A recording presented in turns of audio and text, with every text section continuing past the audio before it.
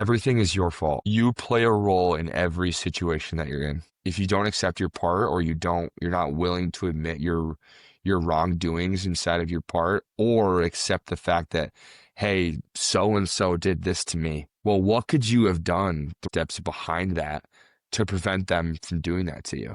What could you have done differently with your tone, or the way you spoke to them, or, the way you let them treat you? There's always a part that you play, and you're never perfect, and it's never easy. It's just always your fault, no matter what. And like, once you take other people's faults out of it and you take full responsibility, it's so much easier to forgive people.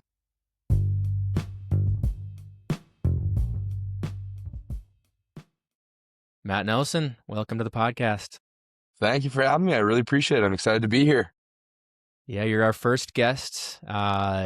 Matt and I looked this up actually beforehand, kind of funny. We've been Facebook friends since 2009 and Whew. real life friends for much longer than that. Do you remember how we met, Matt? It was in middle school. I believe we were in like the same house, I think it was what it was called. We're in the same house, and we were in class together, and I think we did a fantasy football league together. All the boys. It was like Tyler, Plus, you, me.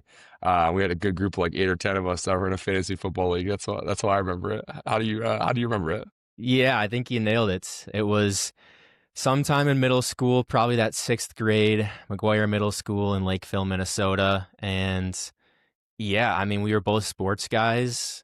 We both had a passion for, I think, positivity, maybe. We both had some struggles that we went through, and I think we leaned on each other in all the right ways. So, yeah, it's been a long time that we've been in each other's lives, and we've come a long ways for sure. And I'm excited for people to get to know you on a more intimate level here today.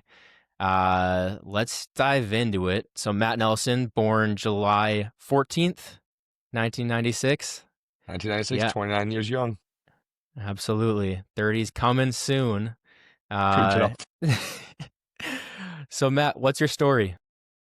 So like you said, I am from Lakeville, like you are. Once I graduated from South, I went to Minnesota Crookston for 5 years, played baseball up there for 4. And then as soon as I graduated from college, I started coaching baseball. And that's what I did for a majority of my adult life. And I still continue to do it right now. And I'm doing some other things outside of that. It was my full-time job for 6 years. Now it's kind of my part-time, and I'm slowly working it back kind of into my full-time regimen. And then now I was recently named the Benilde St. Margaret head baseball coach, about 2 months in right now, and just kind of getting our processes set. But I've been baseball positive, working out, started getting into endurance events this past year, or last year and a half, and it's been a lot of different things piled on top of each other and moving around, and but it's all been fun. It's been really exciting, and I'm excited to see what happens this upcoming year as well. So Matt, going back to middle school when you and I first met, what were some of the big events that happened in middle school, high school, college that have shaped who you've become today? I would say, like, the person I was back then was a lot of like big dream, big possibility, like very larger than life, very people oriented, very social, without any sort of drive or direction or understanding of like what it really took to do the things I wanted to do. And I think that started to shift a little bit in late high school.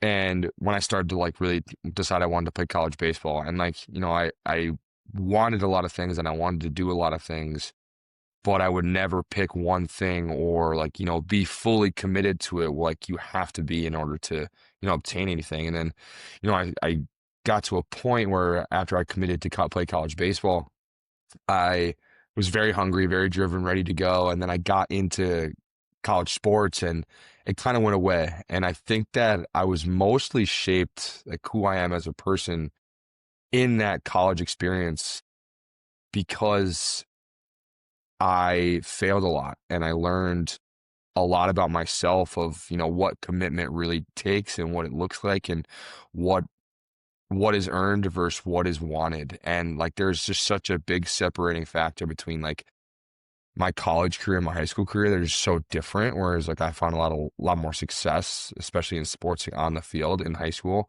where in college, like, everyone's equal playing field and you have to earn a lot of things. And I kind of had an ebb and flow and lost myself a little bit and then a little bit more again, after college because I wasn't sure exactly what I wanted to do and had a little bit of an identity crisis. And then I would say probably the thing that defined me the most was this would be 4 years ago now. I did 75 hard for the first time and just completely reshaped my mindset and my mind frame of what hard work looks like, what hard is, like what is important to me, what my vision is and what my goals are. And so I feel like I've lived like 10 lifetimes inside of my individual one because I've changed so much and my views and like opinions on things have changed so much. Like I think that starts with myself, like how I view myself and how I view what I want to do inside of, people's everyday lives, but also my life as well. What would middle school Matt think of Matt Nelson today? He'd love him. He would love him. I think that's why I like working with young kids so much is because I feel like I've really driven myself to be mindful of the mentor and, the coach that I am. And so I had a lot of really good coaches who had like great energy and really cared about me. And so just think that we would be great friends and great buddies, but also I think adult Matt would be a little less fond of middle school Matt because, you know, there'd be a lot more accountability than there was, in my life at that period of time. And I think that, middle school Matt would have a little bit harder time with, adult Matt because of how much accountability there would be. And I don't think that we would get here at the time frame we got here if I was, being held accountable, I was back then. Makes a lot of sense. Yeah. You touched on this a little bit. Tell us more for those who aren't familiar. What is 75 hard? So it's two 45-minute workouts. One has to be outside. It is a gallon of water a day, no cheat meals, no alcohol, 10 pages of a nonfiction book, and it's supposed to be self-help book. Some people, they don't love it, so they modify a little bit. I always do that. And then a progress picture every day. And it's such a wonderful mix of, routine and consistency and keeping your word to yourself even when you're tired that it's such a great challenge that I think everybody should do at least once in their life, to really expand like what they feel is possible for themselves. What sparked you to do that for the first time? I had a lot of mental health problems in my like early to I would say like mid 20s, and I was just like in such a bad place that I was like something has to change. Like something has to change. And I had heard about this challenge and I was kind of starting to become a person who just like said that they were going to do things instead of actually doing things. And I was sick of being like that. And I was sick of feeling, like garbage. And, I was depressed and anxious all the time. And I wasn't really getting the most out of my relationships and my job and my fulfillment. And so it was a lot of just soul searching. And I had some things happen when in like, some relationships that really put a detriment on my mental health and I was really struggling and it brought me out of that like dark hole and I have not gone back into it since. I've had hard things happen and similar things inside of relationships happen, but nothing it feels like nothing now can really break me from my positive spirit because like every time I think like, oh, it's not that like it it's not that bad. I really do mean it's not that bad. Like nothing can ever be that bad. And that was like my lowest point by far. And I was talking with one of my buddies. A couple of my buddies literally saved my life. It took me into go to, they checked me in and they brought me in and I sat there for a while. And then, I kind of just, started really tilting that way. And then January 1st, I did it on the second, my first time around, because I was admittedly had a little too much adult fun the night of New Year's, and I was driving back to my cabin, and I just decided, I'm going to rip this. I'm going to do this thing, and we'll see what happens. And it's honestly the best thing I've ever done in my whole life. What do you think the pieces within 75 Hard are that changed you most? I think it was a combination of probably three things. The self-help books, I mean, what you take in is what you think and what you become, right? So the information you're taking in is extremely important. And if it's just all like brain rot and, you're just constantly stuck in your own thoughts of like a loop of I suck, I suck, I suck, I suck, right? Or just like I'm anxious. It's a hard loop to break. It's strong. It's got a strong lock on your brain. And so there's a combination of like the self-help books, being consistent and keeping my word to myself that I was going to really do it. And like, no matter what, like, you look at the candy at the gas station or the store and you're like, no, I told myself. And it was not, no, I can't. It's like, no, I told myself I'm not going to do that. It was not, I can't, or I don't get to, or like I have to. It was like, no, I literally just told myself that I was gonna do this. And if you can't keep your word to yourself, like nobody else's words matter, because you have to be able to trust yourself to be able to be like trustworthy. Like if you don't trust yourself, you can't trust anybody. And that was like a big, really, really big shift for me. And then the third thing was what about 3 or 4 days a week, just depends on the week. I do 2 walks outside a day. And so like getting a lot of fresh air was really nice, getting a lot of exercise. And during those walks, I just like forced myself to have myself have really difficult conversations with myself. Like, what am I running from? What am I scared of? What am I thinking? What am I going through?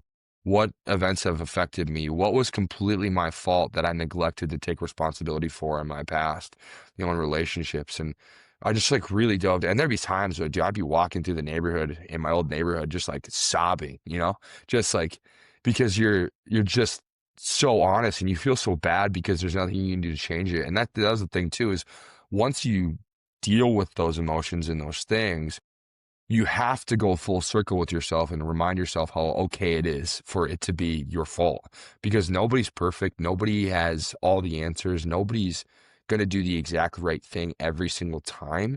It's just about how do I manage that and be willing to be like honest with yourself and trust yourself, so that like when you make those mistakes, they're not a big deal, like, yeah, man, I really messed that up, but like next time now I'll learn. It's like, so those three things were just so big for me and that I needed so bad. And I think you saw it in a lot of my, personal relationships every day, like with my friends. It made me a lot more mindful, made me reach out more, made me be more present, made me be just like very invested in like living again, just like living and being fully present, because like there was points in my life where I didn't want to be alive, like I was very close to not being and doing that. And so just like it's so positive all the time now, and I'm so grateful that I did it. And that's why I do it every year. I'm on day 6 right now. And I feel better when I'm doing it than when I'm not. I always tell people, like, I joke, it's like my favorite time of the year. And they're like, why? I'm like, 'cause it's amazing. And I'm so happy and,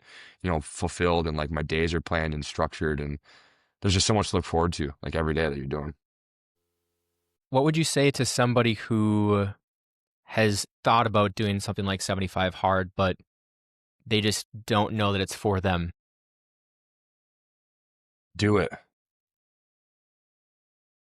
If you think about, if you're thinking about doing something, do it. And like, it's like the whole follow your dreams thing. And I agree with that, but like, this is more like kind of a short term thing, like where it's like, it'll help you long term. Just do it. Cause like, even if you fail, you have the opportunity to be honest with yourself about why you failed. It's never as hard as it seems. Like, I love that quote. It's like, pick your hard, like what's really that, like what's hard? Like you get to define what's hard. And if you look at everything with like grace and understanding and, you're solution based instead of problem based, 75 hard is nothing, right? Like it's really nothing. It's it's just all about what you're willing to sacrifice and what you're willing to put into it. And if you want to, you can. Like those who say they can and those who say they can't are both usually right. And that's another one of my like pretty standard and consistent sayings. Like it's like I can't. It's like no, I can't right now. I can't right now because it's a circumstance and like you're not a product just of your circumstance. Like you're a product of your environment and like just what environment do you want to put yourself in? If you want to do it, like you 1000% can do it. No problem. Was there somebody who told you about 75 hard initially, or anybody that you feel deserves some of the credit for you starting to do that? I think it was I just found it online and I know that you and I had some conversations about, and had worked out a lot together and done a lot of stuff together and we had kind of bounced the idea of, doing some sort of challenge or something and I think that there had been like a throw around of, dry January and all these different things. So I think it was just accumulation of like, I'm meeting with you and my other buddies that I work out with and lift with and I'm around all the time that are like positive voices in my ear that I can attribute to because it's just like, hey, like they're always there. Like they're gonna be there when it's going on, when it's ending, and just like how much support I got during it helped me finish it too. Because then it's like, people are really supporting this thing. So like I'm doing all these things for myself internally to help myself grow, but then everyone else is like pushing the boulders that I can't lift while I'm doing all this stuff for myself. And so I think just like all my friends and family were just so big in that because they always saw it, right? You don't necessarily see you're your biggest critic and everyone always sees the best in you. And I never really saw that. So like just everyone who was already supporting me and then again like circled back to continue supporting me was like who I give the most credit to because it's like I just can't do anything on my friends and family. And I think that's you guys all deserve the most credit in the world. Yeah, and I would never take any credit on that. I know that you and I go back a long ways discussing important topics and helping each other out mentally. Uh, and something that I think through when talking to people about any sort of suffering. First off, I think there's two different kinds of suffering. There's voluntary suffering, like something that you force yourself to do, like 75 hard, going outside in the cold, going for walks, working out, reading can even be a form of suffering when you don't feel like it because you're tired. It's 11 o'clock, you've had a long day. And then there's also suffering by circumstance, right? Sometimes you're born into a situation that isn't the best, or you end up in class next to somebody you become friends with by proximity, and that person causes you stress, aka suffering. And also, sometimes you choose a college that is up in the middle of basically up in Canada, Crookston, right? And Yes, it was. those winters probably were tough. And I'm not saying that any of that happened to you specifically or it was a circumstance that you were dealt, but in your time during 75 hard and beyond, reflecting on the past, do you think the hardest things you've gone through have been a result of your circumstances, or did you sort of do that to yourself in some ways? Did you cause yourself to suffer? Yes, I mean, I think that, my circumstances in college and my circumstances for the environment I was in was directly like my own fault. I because I couldn't separate the two and I didn't have any direction. And so like when you are in that mind space, it's like the only way I know how to describe it is like kind of like a victim mentality. Like everything's happening to you instead of happening through you or for you.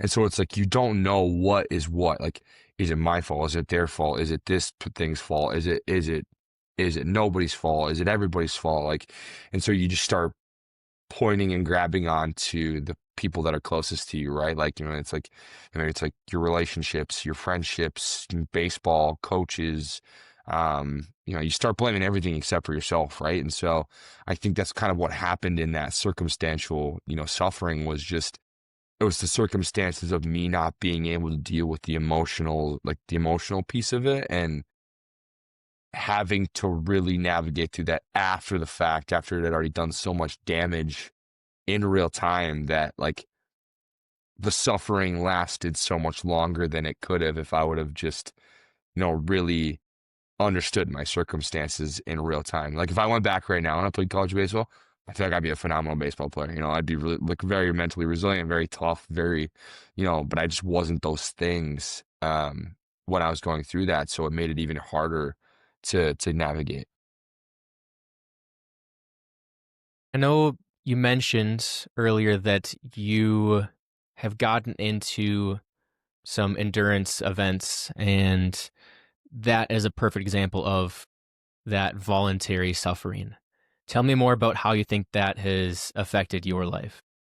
Boy, I mean it's a completely different beast. And when I was doing 75 hard the very first time, I listened to a lot of David Goggins. So it was a lot of like, you better do it. You got to do it. You're not doing anything if you're not doing it. You're making up excuses. And so that I like just decided in my brain on that I was going to run a marathon that like this past year in 2024, I guess 2024. And I was like, all right, I'm going to run it. I'm going to do it, the whole thing. And then I, it got like 10 weeks out. I was like, oh man, I told people I was going to do that. And I was like, at that point, I was like, oh man, my word, I'm going to do this. And so I ran a marathon and I did it. And I just like, holy, so I like, cried when I crossed the finish line. It was like so emotional, so intense. And like when you're doing those runs, it just, you're by yourself. There's nobody else out there. It's a great individual aspect of, that sport. And so it's like you're just running and running and running and running. Like you're just like, okay, and like your legs are screaming at you, your feet hurt, you got blisters, you're cramping, you got like you're hungry, you're thirsty, all the different things. And it's just such a great test to see how far you can push yourself. So that was like the next big thing. I was like, okay, 75 hard is develop that mental resiliency and that mental toughness. And then I was like, I'm gonna run a marathon. I was like, everyone's like, you're not running a marathon. You're not running a marathon. I was like, I'm running a marathon. Now there was a couple sides to that. Like one, I wanted to do for myself, but also like I'm doing it. Like whether you think I can or not, like I'm doing this thing. I love proving people wrong, right? I love doing it. It's great. Not in like a I have to be right kind of thing, but I love when people tell me I can't do something because it's like I will do it. I was that kid growing up. He's like, you won't do it. It's like, don't say that because I will. I will do Mhm. that. And then the second one was even harder than the first. I mean, the second one, that's the hardest thing I've ever done my whole life, by far. Clearwater Marathon, do not advise. 1 out of 10 recommend. It was the same loop twice, and you think like you're like, I'm pretty mentally tough. Like I could do this for sure. Until you have nobody. Like that is the definition of having nobody. Wasn't a super big event, wasn't super populated. It was in the middle of winter, so it was in January in Florida. So I'm training for run on the tread. I'm training on the treadmill. I'm already in pretty decent shape from the first one. I'm still kind of beat up, haven't fully recovered yet. Get out there, and I'm on my second lap, and everyone's kind of peeling off. Everyone I'm running with because they're only doing the half, and I'm like, oh boy. And I get to my transition, and my family and my crew was there, but it's on the island where you start. So, like, unless you got somebody who is biking and can do all these things, like, you're by yourself for like the entire race. Like, no one can get to you, no one can like has access to you. And if there's three bridges that go like straight up, straight down. I mean, it was a really tough mental battle, and I think that just kind of shaped, you know, what I wanted to do next. And then I did an Ironman, and it was and then we're doing another one this year. So it's been a fun journey inside of that sport for sure. Tell me more about the Iron Man. It was hard, it was a difficult battle for anyone who decides they're gonna do one. Please, for the love of God, train. I did not. Admittedly, I did not. It was just, like I just froze, just like I was like, oh, tomorrow I'll start training. I don't really want to. I'm scared to do it. Tomorrow I'll start training. And mind you, I'd already signed up for this when I was already in this mindset, analysis paralysis kind of a deal. Like, I'll start on Monday. Okay, well, Monday's here. Oh, well, I don't have time. I can't. And it was the Hmm. swimming that really got me. I'm just, as you know, as a close personal friend of mine, not a water guy. Don't love open water, but it was an eye-opening and like really life-changing experience for sure. But train, like train swimming. And so for me, when we got to the event, really cool. Obviously, the thing I love most about the Ironman and the marathon community is how welcoming everyone is and how, really truly helpful and inspiring and like just mindful of the environment around. Like everyone's competing hard and there's some dogs in there, but they're still like just so willing to give you tips and tricks and get like help you get the best equipment and help you find, like your little niche inside of the sport. And so when you got there, woke up at 4, was getting ready. They ended up canceling the swim. Said all my Hail Marys and my blessings, did a fist bump, ran around the parking lot. I was like ready to go, no swimming. And then they did a shotgun start for biking and it was just like such an incredible experience. And like the last 13 miles was a 40-mile-an-hour headwind and I was swearing up a storm, a lot of MFs thrown around up and down the board. I was about ready to quit and I was like, I just got to get to the that was my sport, like that. If I got to the run, I was gonna finish, and that was like what I was striving for. And so once I hit that kind of calmness, I got to transition through my bike, through my helmet. Like didn't even talk to my transition team. Like my girlfriend at the time, my family were all right there. My cousin who was doing with me, his fiance, my dad, like they're all right there. And I was like, don't talk to me. Don't look at me. I hate this. This is the worst thing I've ever heard in my whole life. Hmm. I hate all of you. I hate this. I was like, it's just like you checked Yep. out, especially not Battling training. demons. Yeah, Yep. battling a lot of demons, and especially not training. You're just like, oh my goodness, what did I do?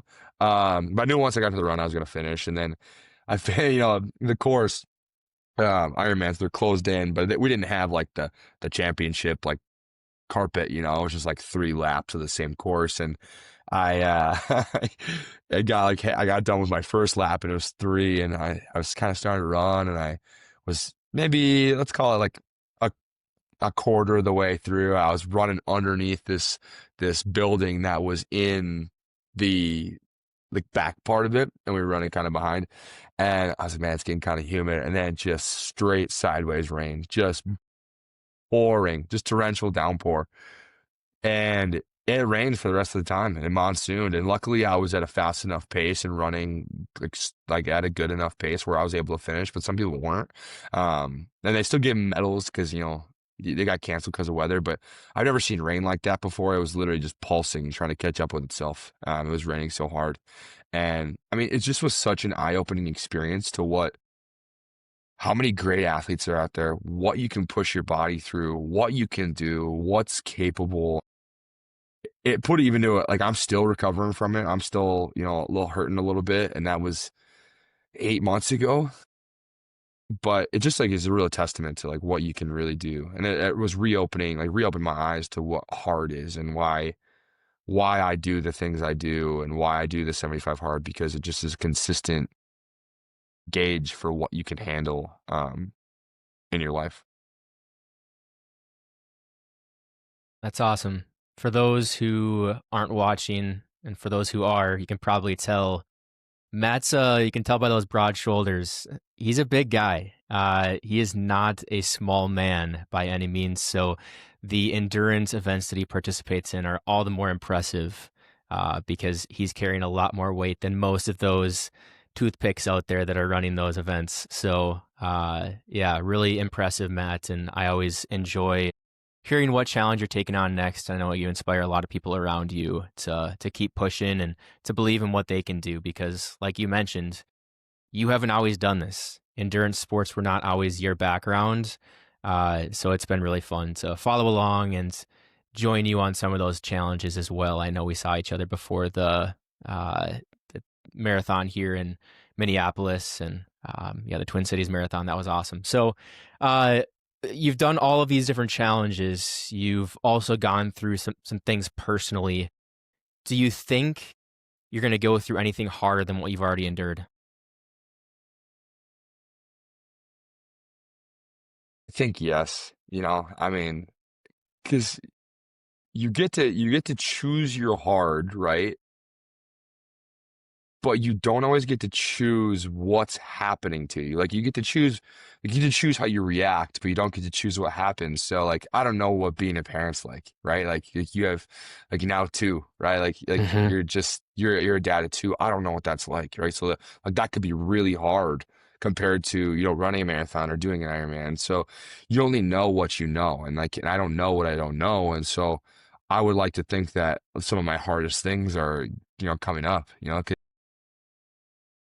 there's so many things to experience in the world that every single thing you do is going to have a different outcome and a different, perspective. And you're going to look at things just in a different light. One, how about how much you like it, how passionate you are.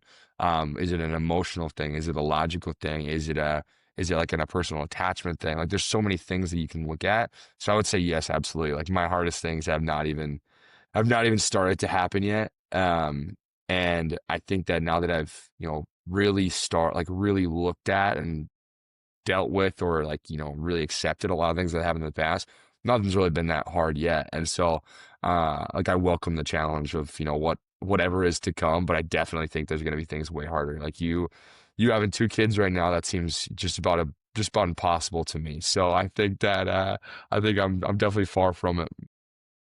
Yeah. Well, you're better equipped than most, or you're better equipped than you would have been if you hadn't gone through these challenges. You're good at the early mornings, you're good at the late nights, and a lot of that is due to your 75 hard experience and other challenges you've taken on. Joining me on my 4x4 by 48 years back, part of the 100 miler I did.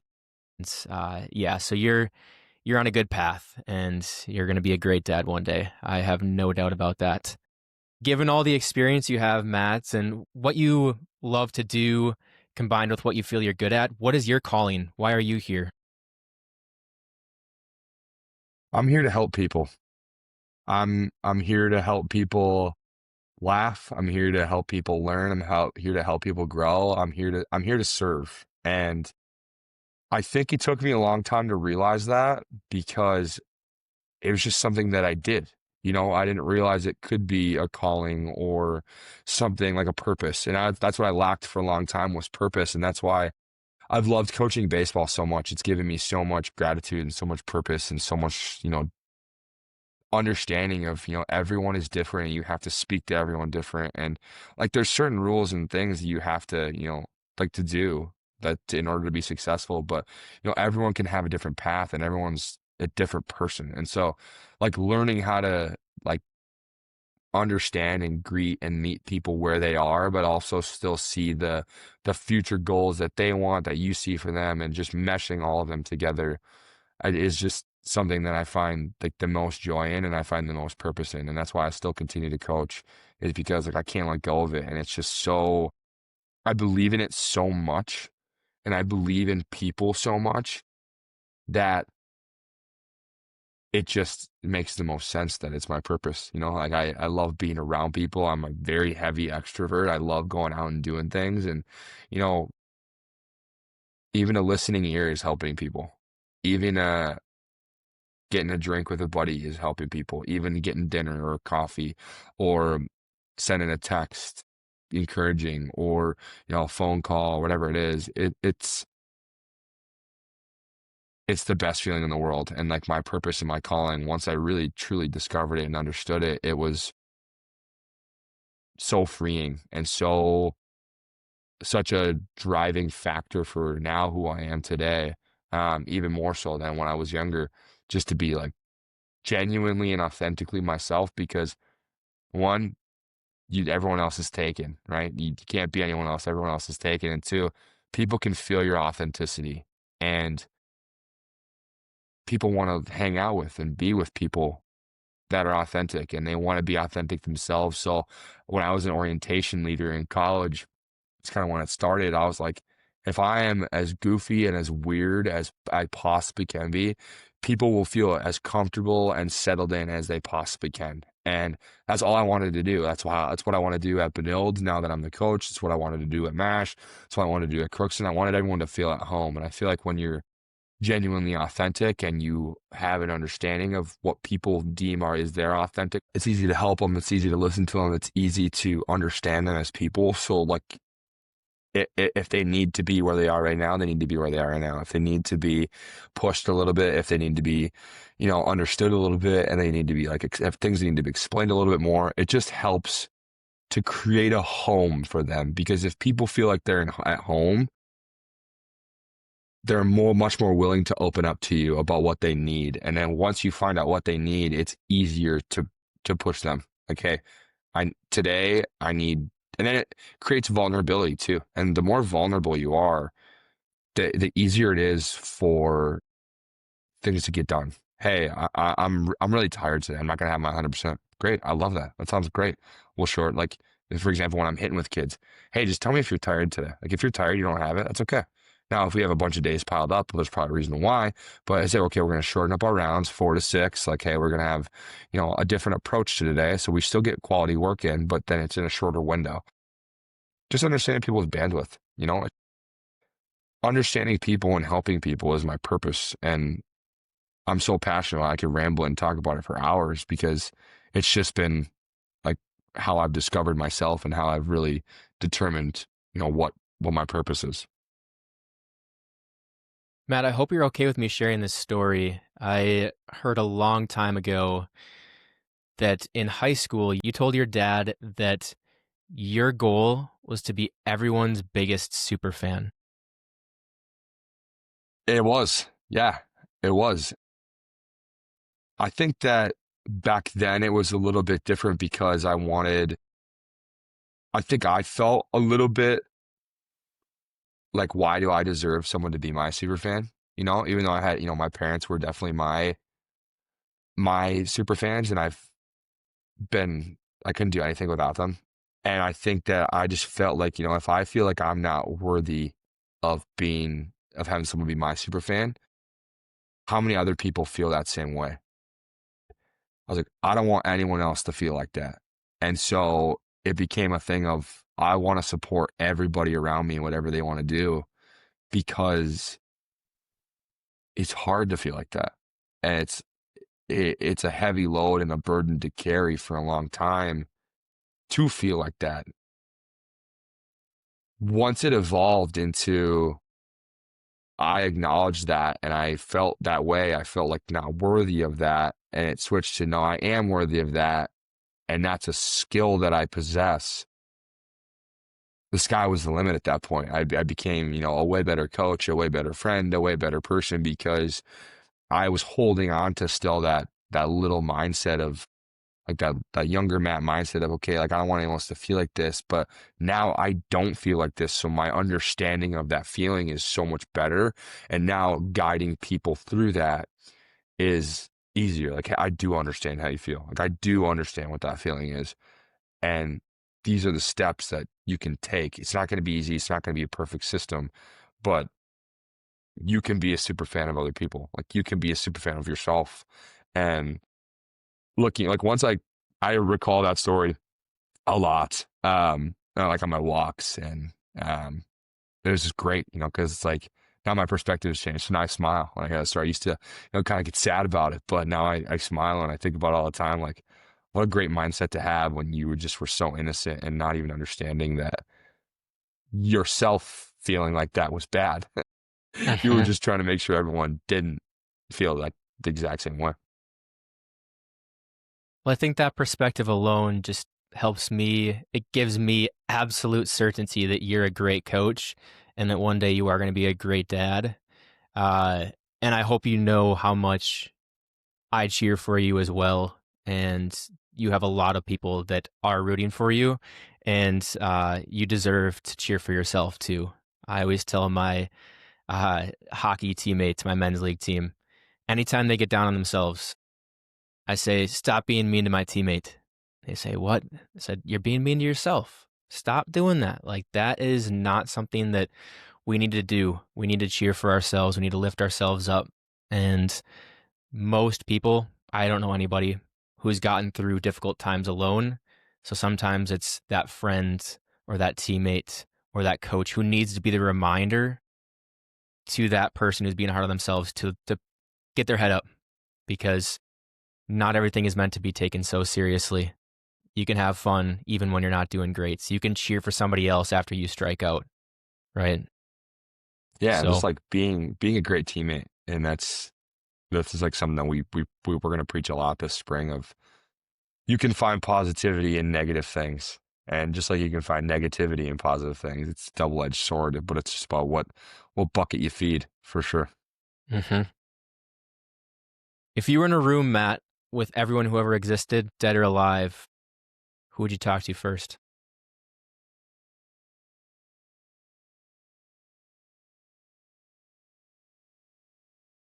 Probably my grandpa and grandma. I think that they were such important people in my life that they would be the first people I would gravitate to just be like, man, did I miss you? Let me tell you all the things that you missed, all the things that happened, and all the things that went on because my grandpa was, very very stern, very like military, but like cared about his family so much. And my mom's the youngest of seven, so having seven kids, you have to. He had to be resilient. A lot of things happened to him, so I'll be like, I'm just like you, like to sidebar a little bit. My grandpa, within a year, like lost his wife, lost their family business, and their house burned down. When I think my mom was 11 at this point, and like all within a year. Like and to see him still raise and create the human beings that he did in spite of all those things is something also that I keep in the back of my head. I'm like, I'm just like you. And then my grandma was so caring. It didn't matter who you are, what your circumstance was, what you did. You're running from the cops, or like you're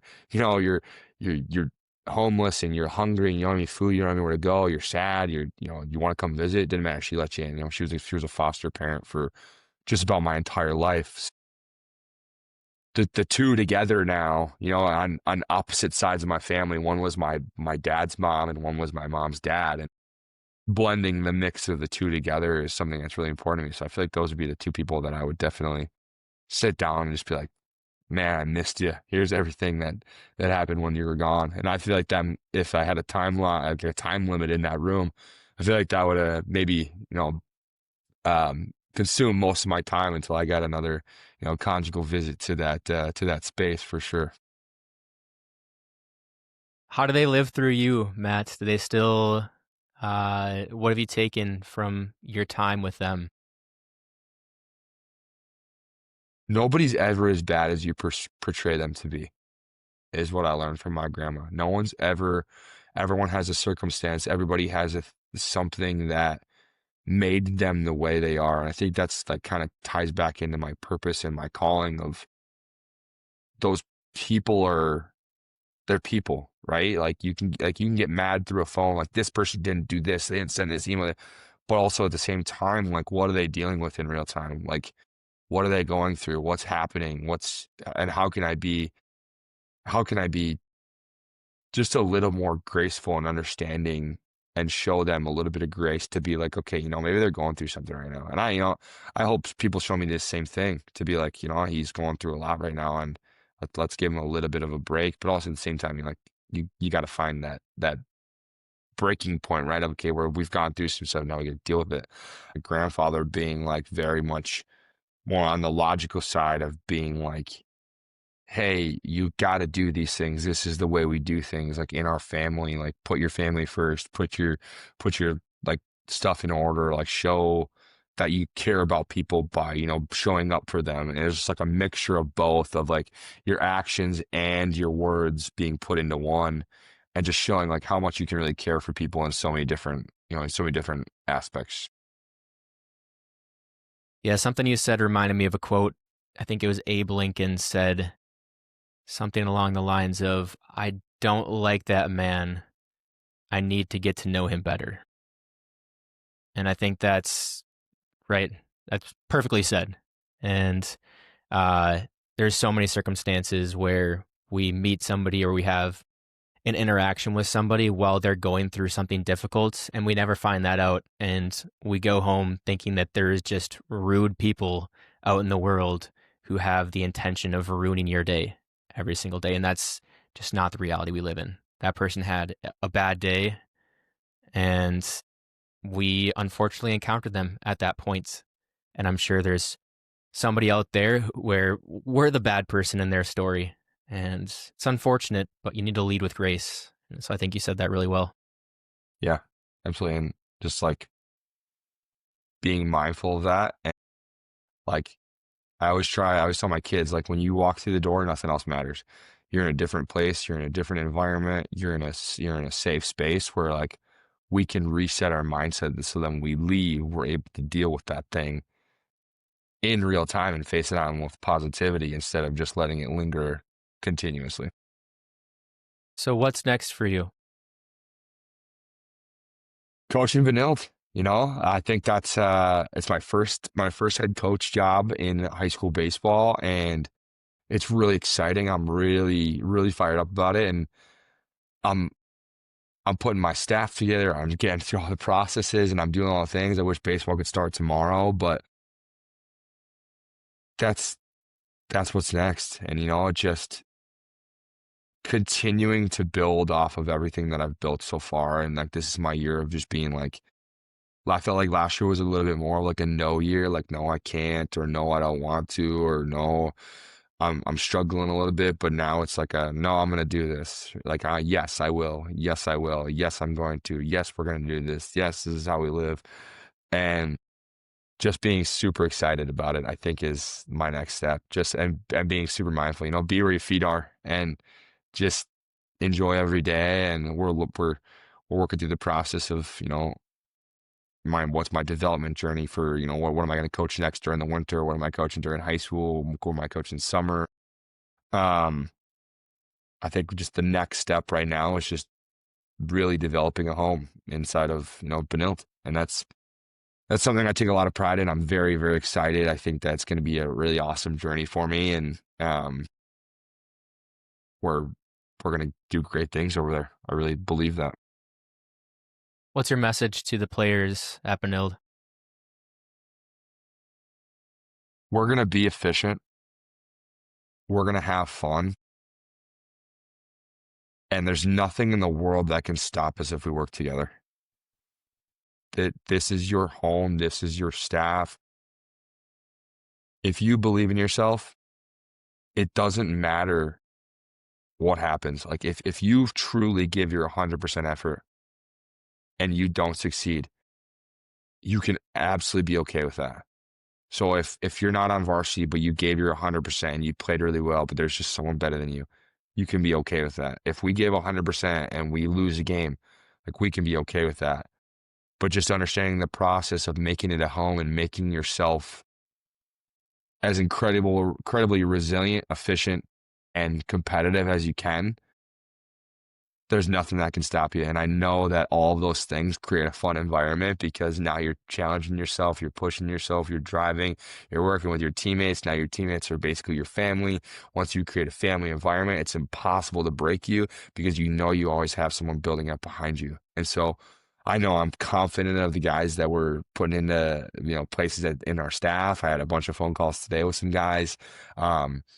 I've met with the players. I've described to them how important winter training is, and just I think just be willing to learn, be yourself, be competitive, and just choose to give your 100% because that's all you can give at the end of the day. And if it doesn't work out, it doesn't work out, and you can accept that. Last question for you. What's one truth you've learned the hard way that you wish more people understood sooner? Everything is your fault. You play a role in every situation that you're in.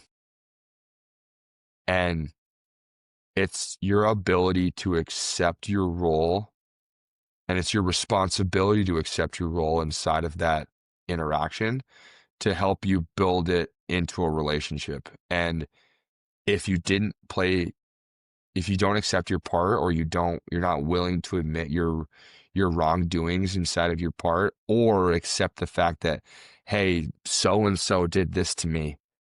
Well, what could you have done 3, 4, 5 steps behind that to prevent them from doing that to you?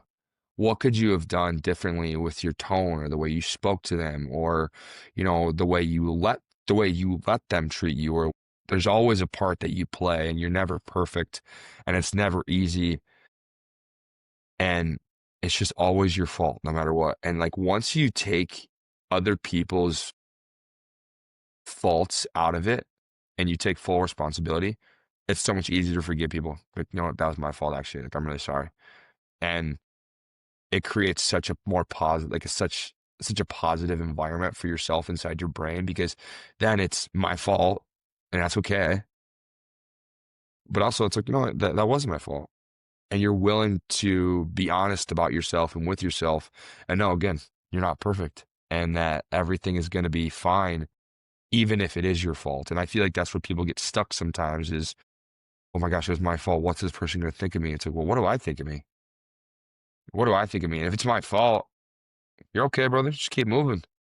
You're okay. Like that person will forget about it. That person will, because if you're operating under that, you're going to be more mindful about the decisions you're making and the things you're doing. And so it's like, you know, it's just my fault. And that's okay. Like, you know what? I didn't text my buddy back. That's my fault. I didn't take the garbage out. That's my fault. You know, I didn't get that sale. That's my fault. We didn't get that win. That's my fault. It's just way easier. And then you stop being so hard on yourself because you realize that if you fail, it's just it's just a moment to learn. Message to politicians. Yeah, no kidding. Yeah. No kidding. Yeah, absolutely. Well, awesome, Matt. Thank you for all of your words today. You're an inspiration to everyone who knows you, everyone who follows you. How can people find you online? So people can find me on Instagram. It's Coach Nelson. I am mnels96 on TikTok, and then my X is Coach_Nelson_. So if you type in Coach Nelson or Matt Nelson, you should be able to find me. And I try to post as much as I can. I'm a little bit more involved on TikTok just because it's the easiest platform for me to spew my content for, like, working out, coaching, positivity, all my different videos. And so it's the easiest way to find me for sure. Matt's got the best content to make you smile. I'll absolutely say that with confidence. So, Matt, I try. let's do it again sometime. Best of luck this coming season to you and the team. Awesome. I really appreciate it. Thanks for having me again.